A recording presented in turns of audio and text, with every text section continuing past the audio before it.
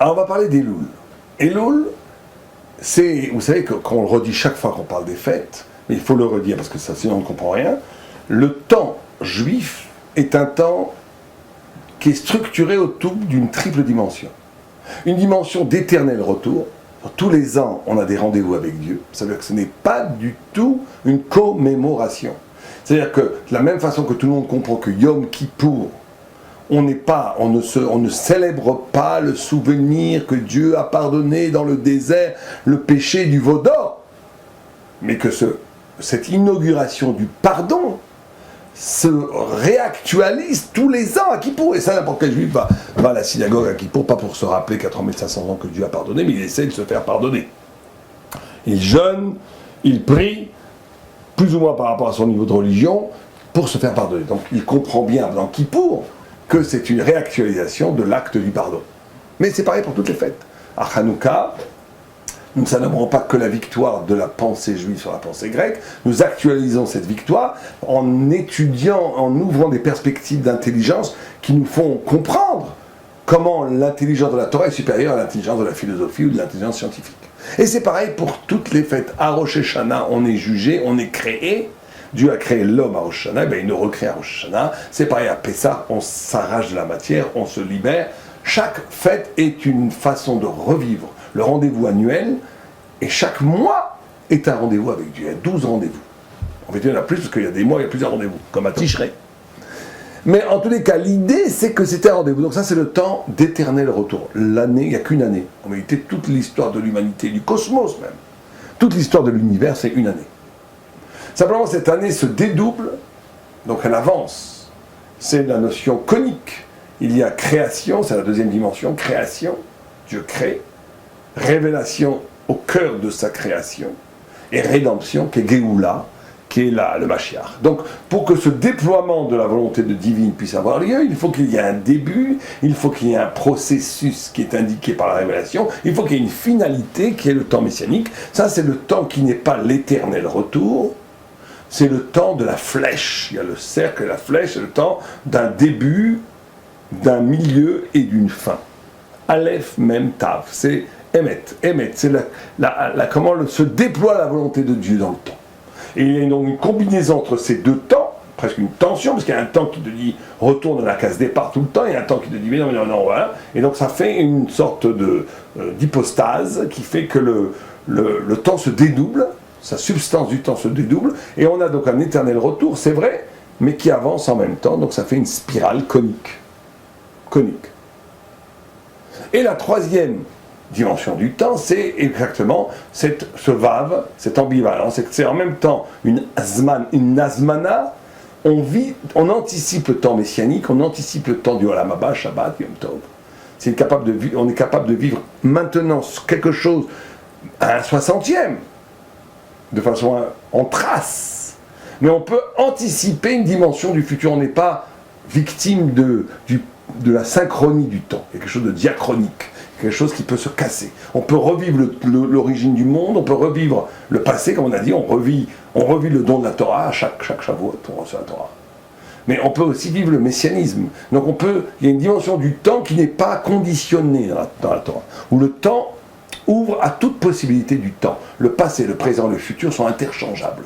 Ça, c'est le temps juif, c'est l'extraordinaire force du peuple juif, qui est d'ailleurs une des secrets, une des racines qui le rend immortel, qui fait que le peuple juif n'est pas historique, puisqu'il n'est pas soumis au rythme de l'histoire. Le rythme de l'histoire, c'est que le temps de la flèche. Le peuple juif a deux autres temps qui le sauvent du déterminisme, de la klala, de la malédiction de l'histoire qui devrait l'engloutir. Donc, Elul est aussi un rendez-vous. De la même façon que Rosh Hashanah est un rendez-vous, Yom Kippour est un rendez-vous, Sukkot est un rendez-vous, Hanouka est un rendez-vous, Tou Bishvat est un rendez-vous, Purim est un rendez-vous, Pessah est un rendez-vous, Shavuot est un rendez-vous, Tisha B'Av est un rendez-vous, il y a des rendez-vous tout le temps.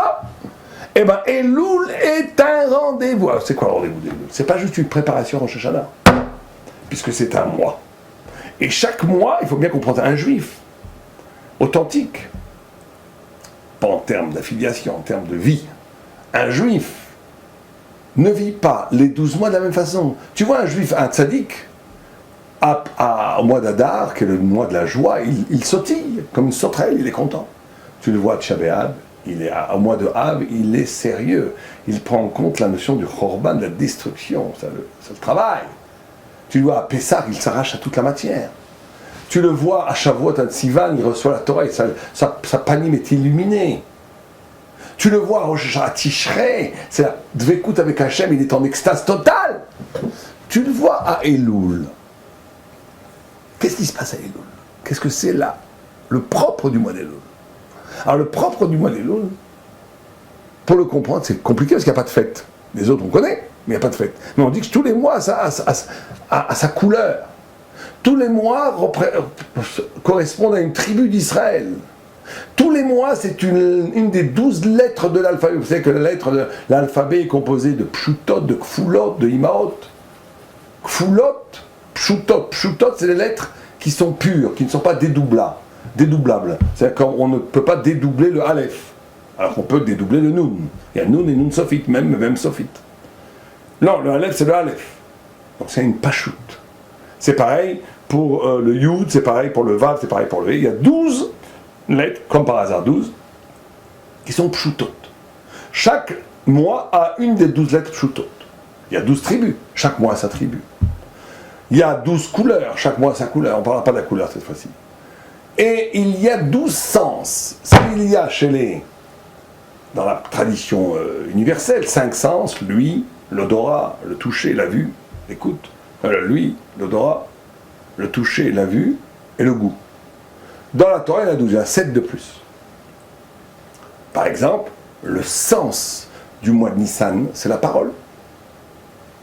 Quel est le sens et quelle est la lettre et quelle est la tribu du mois d'Elul? C'est très simple. Et là, il faut comprendre. Elul, c'est la lettre Yud. Yud, c'est la plus haute lettre de l'alphabet des Pshutot. C'est même la plus haute lettre de tout l'alphabet, parce que Yud, c'est toujours le point de l'infini. C'est toujours la divinité, c'est toujours le futur. En grammaire hébraïque, un Yud émancipe toujours, ébranle toujours un futur. On dit Ochel Yeachel, Olech Yelech. C'est-à-dire que le Yud amène un futur. Le futur, c'est toujours la dimension qui échappe au déterminisme du présent, la matière. Le futur est libre par rapport au déterminisme. C'est une promesse. Le Yud, c'est la spiritualité. Très bien. D'abord, moi j'aurais mis le Yud plutôt à Tishrei, dans le Yom Kippour, je l'aurais mis à Shavuot, à Sivan, si j'avais décidé. Le Sefer Yetzirah nous dit non, le Yud c'est Elul, donc la plus haute lettre est Elul, d'accord? C'est bizarre. Donc ce Yud, normalement en face, il devrait y avoir le Koach HaMachshava, la pensée, puisque c'est la lettre la plus haute. Ça devrait être la pensée. Or la pensée, non, elle n'est pas du tout dans la pensée, elle est dans Kislev Chanukah, ou bien, selon des elle est à Shavuot, à Sivan. Comment se fait-il que le sens de Elul, c'est le Maasé, le pouvoir d'agir? Alors là, je ne comprends plus rien. Tu me mets le Yud, qui est le Yud qui normalement devrait être la pensée, le Yud qui est le futur, le Yud qui est et une action est toujours dans le présent. Une action n'est jamais dans le futur. Donc on te met d'un côté le futur, la pensée, et d'un autre côté on te met l'action. Ça ne va pas du tout ensemble. Bon, on va essayer d'expliquer ça. Et c'est ça le secret d'Elul. C'est ça que Dieu a, c'est ça le rendez-vous avec Dieu. Il faut savoir ce qu'on fait dans la vie. Vous savez que c'est terrible, on peut passer sa vie dans la Torah, même dans les Shivas, même dans le Kollel, toute sa vie, à étudier 12 heures par jour, et on ne pas avoir compris ce qu'on a fait. Ne pas avoir compris ce qu'on a fait. Faire les choses mécaniquement. Donc qu'est-ce qu'on fait? Qu'est-ce qu'on attend de nous à Elul? Quelle tribu c'est? C'est la tribu de Gad. Elul, c'est Gad. Bon, et alors? Or, le Midrash dit Gad, ni Karim, Chalal et Gad, Besde, Akav. Ils sont connus, les cadavres de Gad, sur les champs de bataille. Pourquoi? Parce que quand ils se battaient contre les ennemis d'Israël, ils avaient une sorte de botte secrète, une sorte de samouraï céleste, où ils coupaient la tête et le bras de l'adversaire d'Israël en un seul mouvement. Quand tu lis ce Midrash, t'es fasciné, tu te dis, tiens, il y a des grands guerriers en Israël, des gens qui étaient capables en un coup de sabre de couper la tête et le bras, bon, et après l'ennemi tombait comme ça à moitié découpé. Bon, c'est très, très intéressant, mais est-ce que c'est un enseignement éthique, thoraïque, spirituel? Qu'est-ce que ça m'apprend? Ben, ça m'apprend cela, que Elul, c'est le secret de l'union entre la pensée et l'acte, le secret de l'union entre le présent et le futur. Et c'est ça qu'il faut comprendre. Et c'est pour ça que Gad, qui était le mois d'Elul, en l'incarnation tribale du mois d'Elul, comme chaque tribu a son mois, c'est son mois à lui. L'incarnation tribale du mois d'Elul, c'est cette capacité d'unir la pensée et l'action, et il voyait dans les ennemis d'Israël, dans les goïms qui attaquaient le peuple juif, il voyait le décalage entre la pensée et la vie, entre la pensée et l'action, et il pouvait donc trouver la faille, et il coupait la tête et le bras d'un seul mouvement, parce qu'eux, ils avaient le secret de l'unité des deux. Alors, ça veut dire quoi? Unir, donc il y a deux unions. Donc le rendez-vous de Elul, c'est d'être capable d'entreprendre, de réaliser deux unions. Une union entre la pensée et l'acte, une union entre le présent et le futur. Alors commençons par la pensée et l'acte. Elul demande d'unifier la pensée et l'acte. Ça veut dire quoi, unifier la pensée et l'acte? La première, il y a trois dimensions. Il y en a beaucoup plus, mais on va dire on en a pris trois chez les Valais-Moussard. La première dimension qui est terrible, qui amène la klala, qui amène la malédiction si on ne le fait pas, c'est la notion d'unir son discours éthique et son action éthique. C'est si quelqu'un va commencer à dire, quand c'est ça à son avantage, quand c'est pour lui, dans sa complainte au travail, dans sa complainte dans sa relation avec son conjoint, son époux, son épouse, dans sa complainte, dans sa relation aux autres, il convoque constamment des principes éthiques. Il dit, c'est pas normal, ils m'ont pas fait du chesed, ils auraient dû me faire du chesed, c'est pas normal, ils m'ont demandé ça alors qu'ils auraient dû le faire gratuitement, c'est pas normal, etc. etc. Non, on ne fait pas ça, quand c'est compte, on devrait être plus juste. Bon, tout un discours éthique qui est basé sur la Torah, il n'y a pas de problème.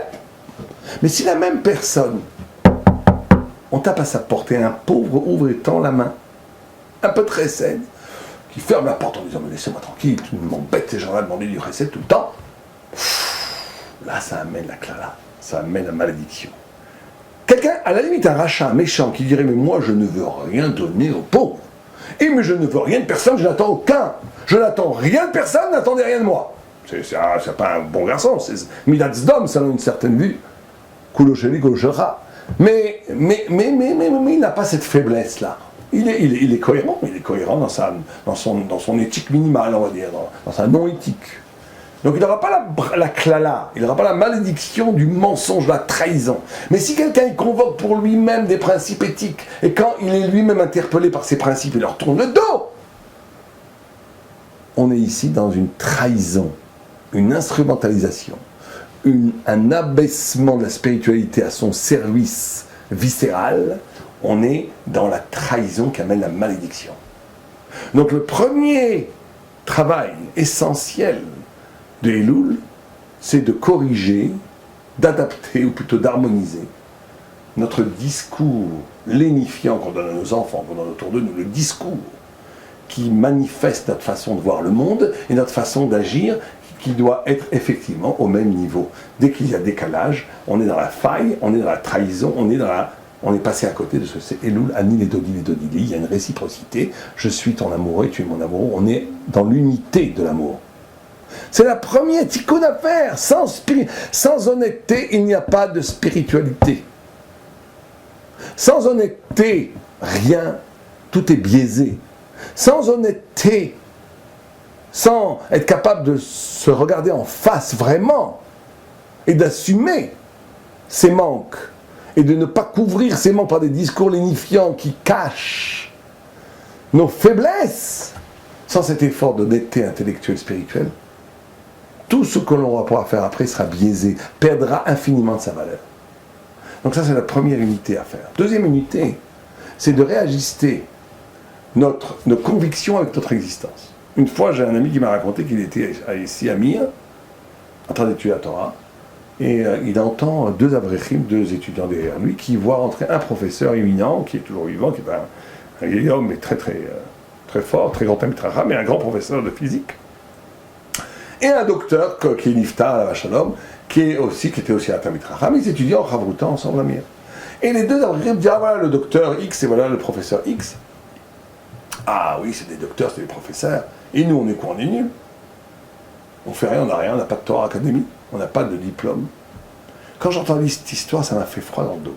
Parce que je suis persuadé que ces deux avrechim, qui n'étaient pas forcément des voyous, des gens qui étudiaient à Mir quand même, je suis persuadé qu'ils passaient leur temps à dire à leurs enfants, Taïré, Le plus important dans la vie, c'est la Teiré. Le plus important dans la vie, c'est la Vodat Hashem.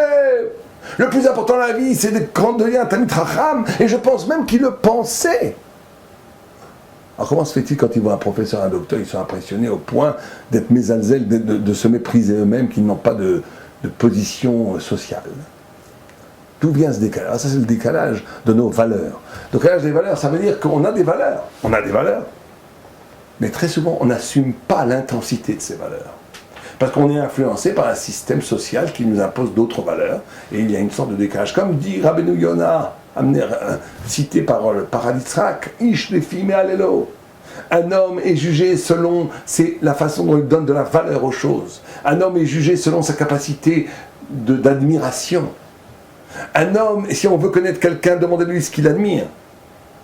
Ish lefi me'alelo, au point où dit Rabbeinu Yonah que quelqu'un qui connaît Shas Veposkim, il a étudié toute la Torah, il connaît tout. Il voit un homme qui socialement est accrédité, un riche, un politicien, allez savoir quoi. Il est impressionné, il voit un autre Talmid Chacham, il s'en fiche. Et le deuxième, c'est un bourvé amaret, il ne connaît rien, il travaille la terre toute la journée avec ses poules, ses poulets, et ses vaches et ses bœufs. Il voit un politicien, il dit politicien, il voit un Talmid Chacham, il est émerveillé, il va lui embrasser la main, il dit le deuxième est beaucoup plus proche de la Torah que le premier, il ne dit pas qu'il est plus tzaddik, il dit qu'il est plus proche de la Torah. Parce qu'il a plus compris la Torah, la vraie compréhension qui reste après la mort. Après 120 ans, quand on meurt, on arrive au Olam Haba.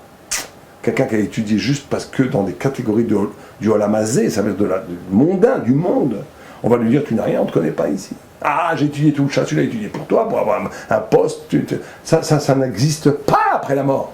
Alors que la personne qui a donné de son argent, de son temps, de son admiration, qui s'est annulée pour la Torah, qui a sacrifié pour la Torah. Quand elle arrive au Olam Haba, elle a une immense compréhension. Pourquoi? Parce que la compréhension d'après la mort, elle se mesure à combien tu as été prêt à sacrifier pour quelque chose. Combien tu es prêt à sacrifier pour quelque chose illustre, souligne que tu as vraiment compris. Personne ne donne de l'argent à la Torah, personne s'annule devant quelqu'un s'il n'apprécie pas la Torah. Cette appréciation qui amène à un bitoul, à une annulation personnelle, c'est la vraie compréhension qui reste après la mort. Tous les pilpoulim qu'on peut faire, s'ils ne sont pas accompagnés de sacrifices, ça disparaît comme du vent, ça ne reste pas. Donc le deuxième tikkun de Elul, c'est d'être capable d'unir, de vivre, d'avoir le courage de vivre au niveau de ses convictions spirituelles. Et ne pas être asservi par le diktat social qui nous entoure, qui nous assigne d'admirer tel ou tel principe, telle ou telle personne, tel ou tel joueur de foot, joueur de foot, grand chanteur, grand philosophe, grand personnage illustre, brillant, blablabla. Bla bla bla. Tout ça, aux yeux d'un vrai Talmid Chacham, il dit c'est nul, c'est maouz, c'est nul. Ils passent leur vie à courir après un ballon. Il passe sa vie à écrire des livres juste pour montrer qu'il est intelligent. Oui. T'es nul. Mais les gens savent ça. Mais les gens sont prêts à sacrifier la vérité de leur existence juste parce qu'ils ont peur. Parce qu'ils n'ont pas le courage de vivre au niveau de ses vraies convictions. Sacrifier sa vie, perdre son Olam Haba, ces milliards d'années après la mort, par peur. Par peur de ne pas être considéré par le regard social de l'autre, et donc de s'affilier. C'est ça la notion d'esclavage. D'accepter quelque part un petit peu quand même. Que d'accord, je suis d'accord avec ça. Non. La Torah doit être l'échelle de valeur, et surtout d'un point de vue existentiel dans nos vies, on doit avoir la même intensité, notre vie doit participer à la même intensité que cette échelle de valeur. Le troisième unité entre la vie et la pensée, le Yud, qui est la pensée, et le Maasé, qui est l'existence, c'est d'unir la vie avec la Torah, tout simplement. Ça veut dire manger les Shem Shamaim. C'est ça qu'il faut travailler à Hillel. Quand je ne peux pas étudier la Torah, prier, et quand je suis après en train de manger, je me conduis comme une bête. Je ne peux pas, quand je prie avec Dieu, d'être en pleine extase, et quand j'ai mon rapport avec l'autre, d'être dans des conflits. Je ne peux pas séparer la vérité verticale que la Torah m'illumine dans son rapport à Dieu, dans la pensée, avec sa traduction dans la vie de tous les jours. C'est les trois tikkunim de unité que l'on doit faire à Elul. 1. L'unité éthique, ne pas développer des paroles éthiques qui vont à l'encontre de mon existence, ça va la clava. 2. L'unité existentielle, plutôt de conviction, être capable d'avoir le courage de vivre et de réagir et de ressentir au niveau des convictions sur lesquelles j'adhère dans la Torah. Et troisièmement, unité existentielle, ça veut dire être capable que chaque acte de plaisir, acte de relation avec l'autre, soit en vérité une occasion d'illustrer ce que j'étudie dans la Torah, mes principes spirituels et philosophiques. Comme dit le Rambam dans son Idirat Rabban à son fils, il dit, quand tu étudies la Torah, essaye chaque fois de voir qu'est-ce que tu pourras actualiser dans ton existence. L'uni, almenat le asot, la Torah doit être almenat le asot. Non pas qu'on doit chercher chaque seconde des mitzvot à faire, mais la condition, c'est que tu étudies pour la rendre vivante, donc existentielle. Voici les extraordinaires chantiers de travaux spirituels que nous attendent, dont le rendez-vous est fait à Elul. Et la deuxième versant, on va le faire plus vite, on a pris un peu trop de temps pour le premier versant, c'est l'union entre le présent et le futur. Pourquoi c'est présent entre le présent et le futur? Parce que à Elul, on commence à être rédigé les deuxièmes tables de la loi, ou plutôt le tikkun des deuxièmes tables de la loi a été fait. Les premières tables ont été détruites, les deuxièmes tables vont être rédigées, elles vont être données à Kippour, 10 jours après la fin d'Elul, comme le signe du pardon de l'alliance inexpugnable, irréversible entre nous et Dieu. Très bien. Ça veut dire que Elul, c'est le mois où on peut actualiser un futur. C'est ça le Yud et le Maasé. Le Yud qui est un futur, le Maasé qui est un présent. On doit par l'acte actualiser une potentialité qui était une promesse en moi. Les premières tables de la loi, c'était non seulement la parole de Dieu, mais c'était écrit dans un saphir, ou plutôt dans un diamant, qui avait été donné, façonné par Dieu dans les ciels.